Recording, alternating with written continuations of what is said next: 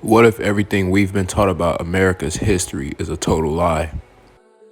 What if the people of the Americas past is one that which is majestic and magnificent? What if the people of the Americas civilized and populated the rest of the planet? In this video, I will use different sources to attempt to answer these questions. The first source that I would like to go over will be the Emerald Tablets of Thoth the Atlantean, or Tehuti as the Egyptians call them.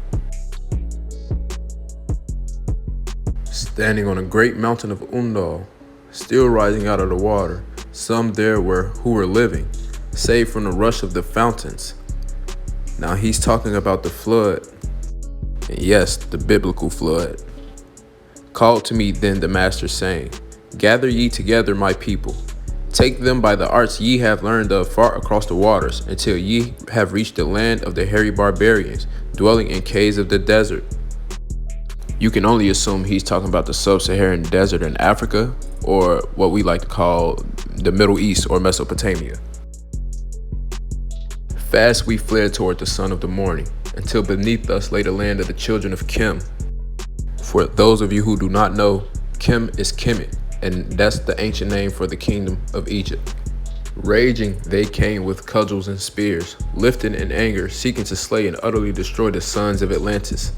Then raised I my staff and directed a ray of vibration, striking them still in their tracks as fragments of stone of the mountain. Then spoke I to them in words calm and peaceful, telling them of the might of Atlantis, saying we were children of the sun and its messengers. Long dwelt we in the land of Kemet. As I showed you, the ancient name for Egypt was Kemet. So whenever you see Ta Merau, you know that they're talking about America. And you see it says the people of the land of the Nile flood, the Egyptians. But as I showed you, Egypt's name was Kemet or Kemet. Here's Mera, an ancient name of Egypt, Pata Mera, the land of Mera. They tell us America is named after Amerigo Vespucci, but we know that's a lie.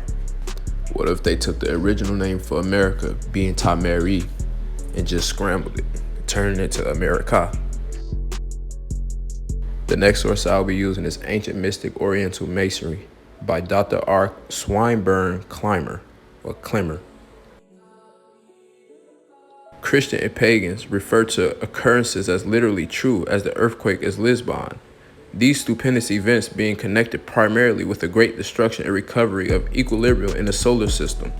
And secondly, with the consequent wrecking of the continent of America when the globe became involved in the consequences of the disorder of the skies. America, known to the mystics as Atlantis, when the ruin befell, was the seat of the greatest empire that has ever existed, and its irresistible armies were terrorizing all Europe and Asia. America, or Atlantis, and as the curtain which has hitherto concealed the prehistoric connection between the peoples of ancient Egypt and of America, is lifted, it will be seen that the people of the eagle on the Nile being descended from the original people of the eagle on this continent, meaning America. The twain are one, and that prehistoric America was the original Egypt, or eagle land, prior to the mighty dispensation in the days of Peleg, when the earth was divided and the great globe itself was nearly rent asunder. First born among the continents, America has been falsely denominated the New World. Here was the first dry land lifted out of the waters. Here was the first shore washed by the ocean that enveloped all the earth besides. These next few screenshots will back up what I just read. The oldest bedrock on Earth is in Canada, and it dates back to 4.28 billion years ago.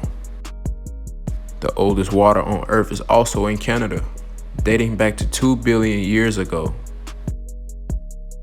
Oldest tree in the world is also in America. It says Methuselah was well established by the time ancient Egyptians built the pyramids at Giza. Now we're going to look into this text real quick. This is from 1856 by Charles De Wolfe Brownwell.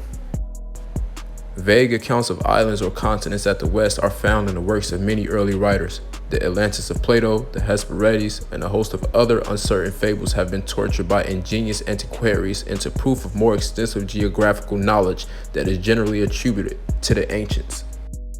Some theorists have indefatigably followed up the idea that we are to search for the lost tribes of Israel among the red men of America, and have found or fancied resemblances otherwise unaccountable between Indian and Hebrew words, ceremonies, and superstitions. Others have exhibited equal ingenuity in carrying out a comparison between the Moors of Africa and the Americans, claiming to establish a near affinity in character and complexion between the two races. They suppose the Moorish immigrants to have arrived at the West India Islands or the eastern coast of South America and thence to have spread over the whole continent. Now, according to the narrative that we were given, the original people of the Americas did not look Negro. In fact, they are supposed to be Mongoloid. So why is it that Europeans from 200 to 300 years ago supposed that Moors from Africa were the ones to civilize America? There is an entire timeline being hidden from us, and it's up to us to uncover said timeline.